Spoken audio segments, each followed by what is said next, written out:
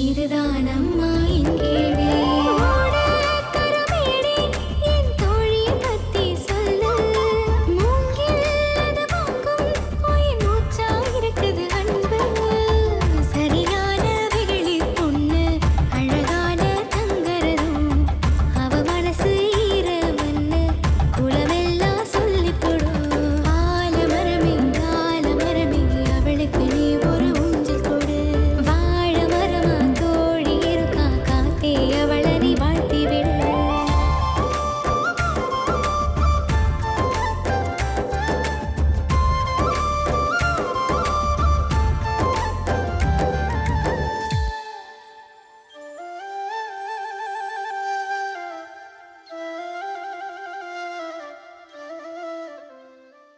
அந்த ஹோட்டல்ல வேலை பார்க்குற பிள்ளைய பொண்ணு பார்த்து நான் கட்டினனுங்க.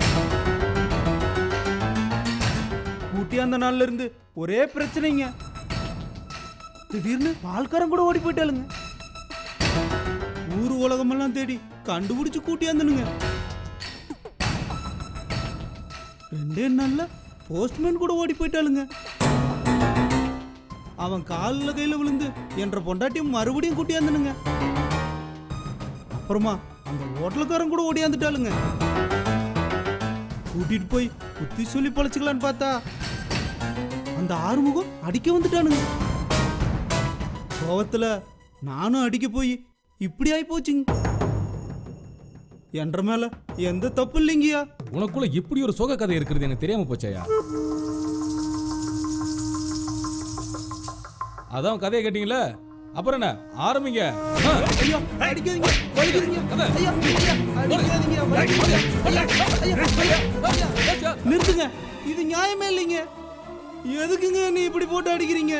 டேய், அந்த ஹோட்டல் ஓனரை எனக்கு ரொம்ப வருஷமா தெரியும். அவரு 1.5 பொண்டாட்டி கூட்டிட்டு வந்துட்டாரா? என்ன தைரியம்டா உனக்கு? உன்னையெல்லாம் சும்மா விடக்கூடாதுடா.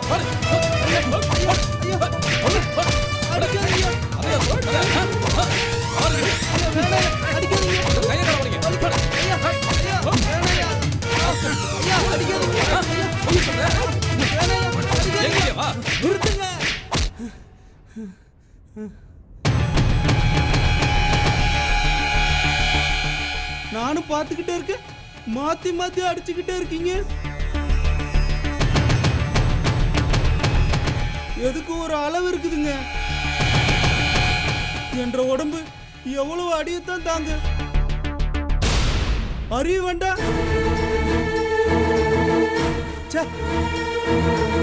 அப்படின்னா என்னத்த பண்ணி போட்ட? கோவத்துல கத்தில தோல் பட்டையில குத்தி போட்ட, அவ்வளவுதானே? அதுக்கு ஹோட்டல கொண்டு நிப்பாட்டுங்க.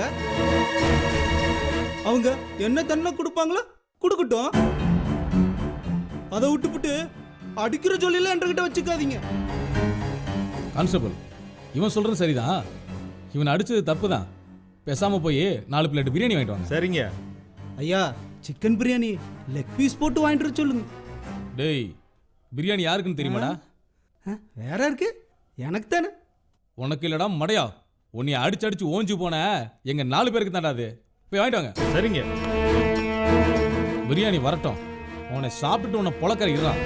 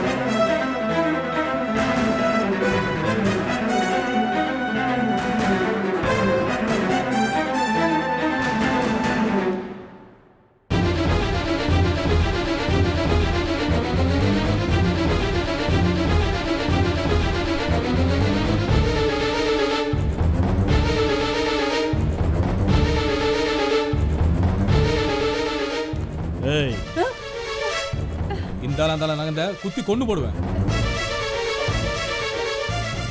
ஏய் நகையெல்லாம் கழட்டு. ஏய் ஏய் யாராவது பக்கத்தில் வந்தீங்க சொருகிடுவேன். போ. ஏய் போமா, போ அந்த பக்கம். என்ன படிக்க? போடா, போ அந்த பக்கம். கழட்டு, நீ கழட்டு. நகையெல்லாம் கழட்டுற என்னங்கிற? ஏய் இல்ல இல்ல கழட்டு. நான் கழட்ட மாட்டேன். கழட்டு, கழட்டுனா கழட்டு. மாட்டேன். உன்னை குத்தி கொன்றுவேன். செயினை கழட்டுறா இல்லையா? கழட்டு, கழட்டு. கொன்றுவேன். ஏய், யார் நீ? ஏய், ஏய், ஏய், கழட்டு. யாராவது வாங்களே. போடா. போடு இங்கிருந்து. ஓடு, ஓடு, சீக்கிரம் சீக்கிரம்.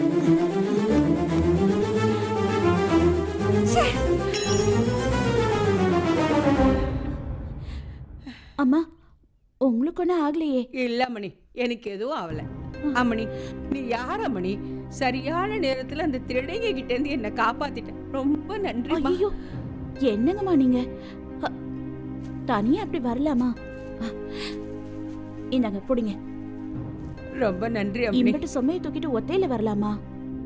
இனிமே ஒத்தாசைக்கு யாரையாவது கூட்டிட்டு வாங்க. அப்பதான் இந்த மாதிரி காலி பசங்க உங்ககிட்ட கத்தியை காட்டும் போது தப்பிக்கலாங்க. ஒத்தாசைக்கு வந்த மருமக எங்க தலைமையில உட்காந்து உசுர் எடுக்கிறா. நானும் என்ற புருஷனும் ஒத்தையில இருந்து கஷ்டப்படுறோம். நீ என்ற கதையை விடு. ஆமா, நீ யாராமணி? எந்த ஊரு? இதுக்கு முன்னாடி இவத்திக்கு உன்னை பார்த்ததே இல்லையே. நான் இந்த ஊருக்கு புதுசுமா. ஆறு வீட்டுக்கு வந்திருக்கிற? எனக்குன்னு யாருமே இல்லைங்க. ஆ? திருப்பூர்ல ஹோட்டல்ல வேலை பார்த்துட்டு இருந்தேனுங்க. ஆ. இவத்திக்கு எங்கேயாவது ஹோட்டல்ல வேலை கிடைக்குமான்னு பார்க்க வந்தேனுங்க. வயசு பொண்ணா இருக்கிற, ஒத்தையிலயா இருக்கிற? ராத்திரிக்கு எவத்திக்கு தங்குவ? தெரியலங்க. அதுக்குள்ளார ஏதாவது வேலை தேடி ஆகணும். சரி, பேசாம என்ற கூட என்ற வீட்டுக்கு வா. இல்லைங்க, நீங்க பார்த்து போங்க. நான் ராத்திரிக்குள்ளார எங்கேயாச்சும் வேலை தேடிக்கிறேங்க. ஏமணி, நான் வரேங்கம்மா. ஹோட்டல்ல தான் வேலை பார்க்கணுமா? என்ற வீட்டுல பார்க்க மாட்டியா? எதுவும் பேசாம என்ற கூட வா. வான்றல்ல வா. ஐயோ அம்மா, உங்களுக்கு வாமணி, எல்லாம் பேசிக்கலாம் வா.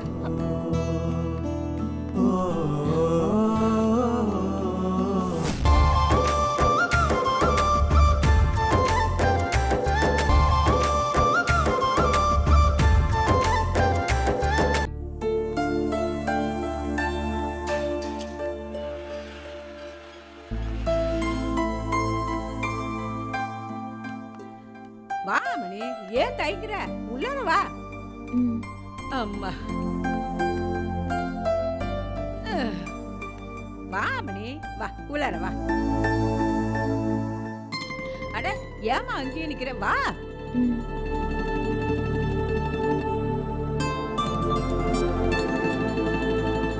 வாமா. கோமதி, இந்த பொண்ணு ஆறு? வணக்கமுங்க. சொல்றேனுங்க, இந்த பிள்ளை பேரு மஞ்சு. ம். நான் கடைக்கு போயிட்டு வர்ற வழியில இவளை பார்த்து கூட்டியாந்தேன். ஏங்க, நான் மார்க்கெட்டுக்கு போயிட்டு வந்துகிட்டு இருக்கும்போது தனியா நடந்து வந்துகிட்டு இருந்தேனா, அப்ப அங்க திடீர்னு ரெண்டு திருடனுங்க கத்தியோட நிக்கிறானுங்க. எனக்கு அப்படியே கை காலெல்லாம் நடுக்கிருச்சுங்க. ஒருத்தன் என்னடா நகைய கரெக்டுன்றான், இன்னொருத்தன் என்னடா கத்தியில குத்திடுவேன்றான்.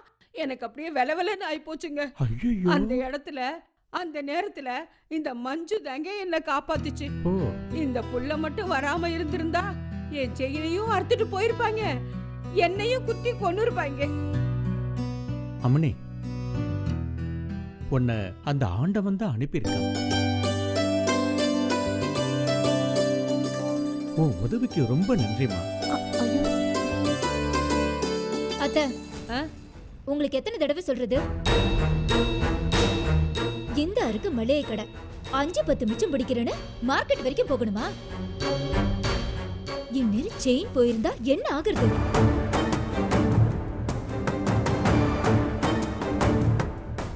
அந்த செயினை தான் போடாட்டி என்ன? கழட்டி கொடுத்தா நான் போட்டுட்டு வீட்டோட இருப்பேன்ல. நகையும் பத்திரமா இருக்கும்ல. அம்மனி, கோமதி உசுர் பழிச்சு வந்திருக்கிறா. அத கேட்காம நகையை பத்தி கேட்டுக்கிட்டு இருக்க? எல்லாரும் ஒரு நாள் சாகத்தான் போறோம். நகை போச்சுன்னா வருமா?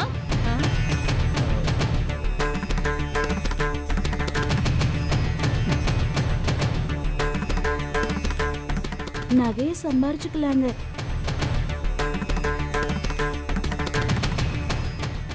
அம்மாவுக்கு அப்படி இப்படின்னு ஏதாச்சும் ஆயிருந்ததுன்னா ஆண்டவன் புண்ணியத்துல அப்படி எதுவும் நடக்கல.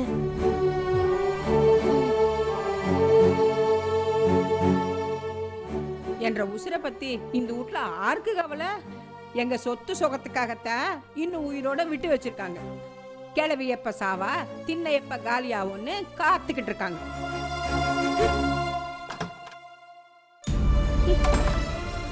அம்மணி, உங்க வீட்ல எவத்துக்கு இருக்கிறாங்க சொல்லு, நான் கூட்டிட்டு போய் விடுறேன். கூடு வாசல் இல்லாத பொண்ணுங்க, வேலை தேடி வந்திருக்கா. பாவங்க, அதுக்கு என்ன பிரச்சனையோ என்னவோ.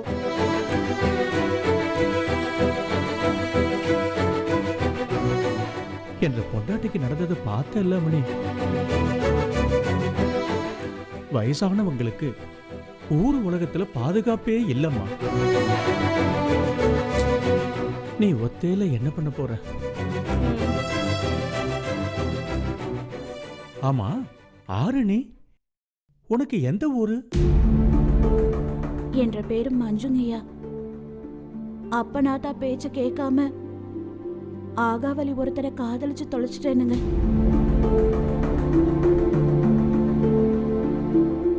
அவனை நம்பி ஊரை விட்டு வந்து படாத பாடுபட்டேனுங்க.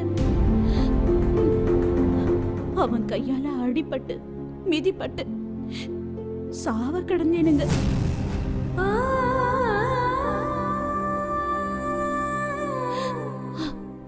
உசுறு பொழைச்சு என்ற மாவனை கூட்டிட்டு போய் என்ற அப்ப நோட்ல விட்டு போட்டு வந்துட்டேனுங்க.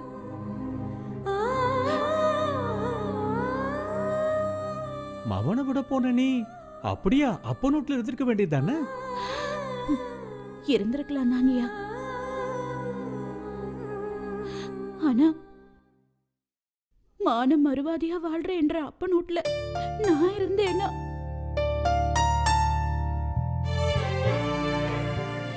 என்னை பாக்குற ஜனங்கள் எல்லாம் பழச சொல்லி சொல்லி என்ற அப்பனுக்கு சங்கடத்தை உண்டு பண்ணிடுவாங்க.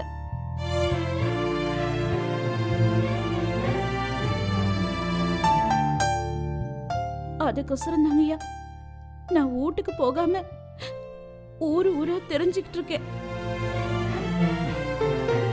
பாத்தியா கோமதி, நம்ம மக கதையாட்டமே இருக்கு.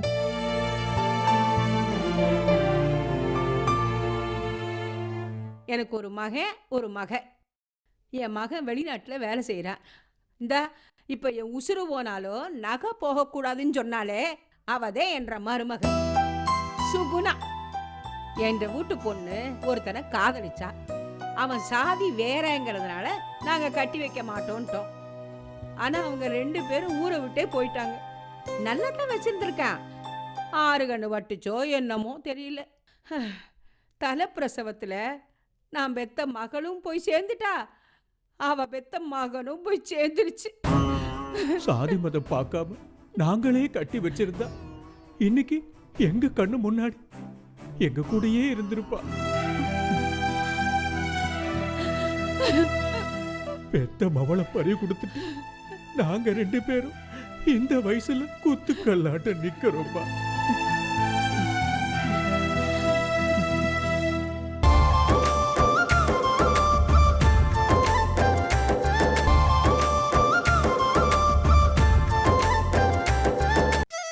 பெத்த மவளை பறி கொடுத்துட்டு நாங்க 2 பேரும் இந்த வயசுல குத்துக்கல்லாட்ட நிக்கிறோம்பா. என்ன பாவம் செஞ்சோம்னு தெரியல. படி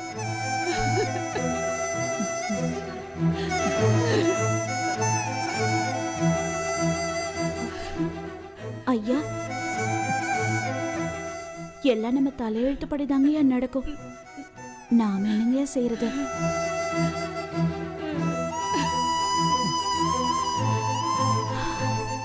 அப்ப நான் கிளம்புறேங்கய்யா. என்ன மணி இவ்வளவு சொல்றோம், இன்னமும் கிளம்பணும்ன்றிய? நீ என்ற பொண்டாட்டி உசுரை காப்பாத்தி இருக்க. செத்து போன என்ற மகளாட்டம் இருக்கிற பேசாம எங்க வீட்லயே எங்களுக்கு ஒத்தாசே இருந்துராமணி.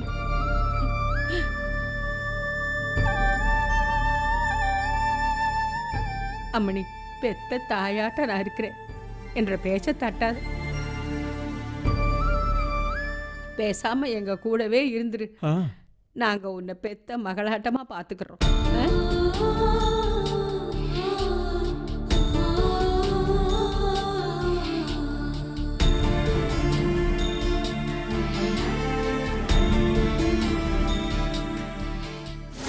திருப்பூர் வடக்கு காவல் நிலைய எல்லைக்குட்பட்ட போயம்பாளையத்தில் உள்ள ஹோட்டல் கடையில் வேலை பார்த்து வந்த மஞ்சுவை குடும்பத் தகராறின் காரணமாக குற்றம் சாட்டப்பட்ட அண்ணாமலை கொலை செய்யும் நோக்கத்தில் தாக்கியுள்ளார். அதை தடுக்க முயன்ற அந்த ஹோட்டல் ஊழியர் ஆறுமுகத்திற்கு கத்தி குத்து விழுந்துள்ளது. இதில் படுகாயமடைந்த அவர் உயிர் பிழைத்து விட்டார். எனினும் கொலை செய்யும் தீய நோக்கத்துடன் தயாராக கத்தியை எடுத்து சென்றிருப்பது சந்தேகத்துக்கிடமின்றி நிரூபிக்கப்பட்டுள்ளது.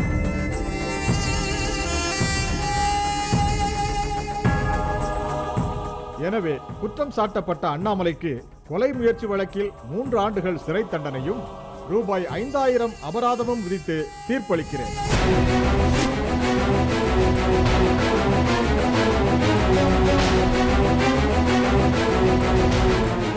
அபராத தொகையை கட்டத் தவறினால் மேலும் 6 மாதங்கள் சிறை தண்டனை நீட்டிக்கப்படும் என்று உத்தரவிடுகிறேன்.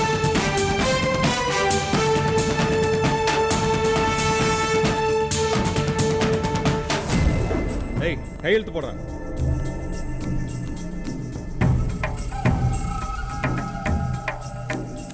நடுறா.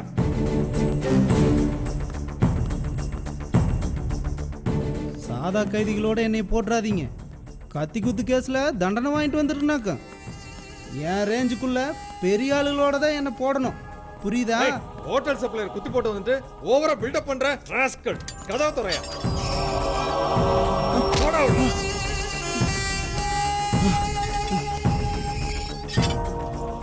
பாரு ராஸ்கல். எந்திரி எந்திரி எந்திரி. என்ன என்ன கேஸு? என்ன செக்ஷனு? அட்டம்ப்ட் மர்டரா இல்ல மர்டரே தானா? பிளான் பண்ணியா இல்ல உணர்ச்சி வசப்பட்டு பண்ணியா? சொல்லு. அம்மா, சம்பவ இடத்துல பிடிச்சாங்களா இல்ல போலீஸ் வலவிரிச்சு பிடிச்சாங்களா? கோர்ட்ல சரண்டரா? வக்கீல் வச்சியா இல்லையா? சொல்லுப்பா அண்ணாமலை. என்ற பேரு உங்களுக்கு எப்படி தெரியும்? ஊருக்குள்ள எவனாவது கத்தியை தூக்கிட்டு இன்னொருத்தனை வெட்டிட்டானா நியூஸு என்ற காதுக்கு தான் வரும். வந்தாகணும். அப்படின்னா என்ற கேஸ் டீட்டெயில்ஸ்லாம் உங்களுக்கு தெரிஞ்சிருக்கணுமே.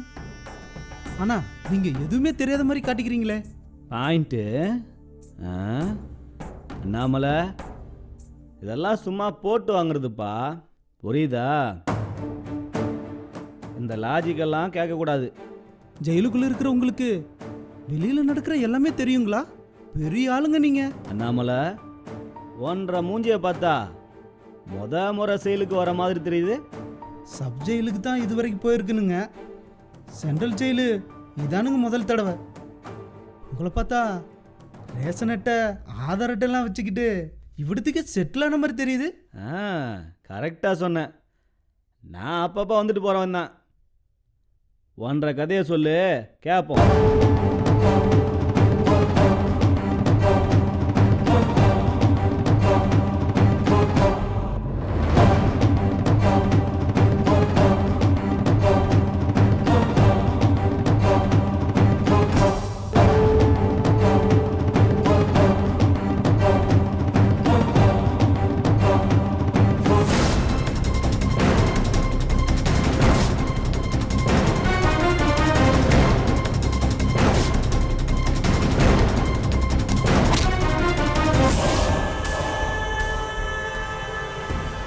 இதாங்க என்ற கதை.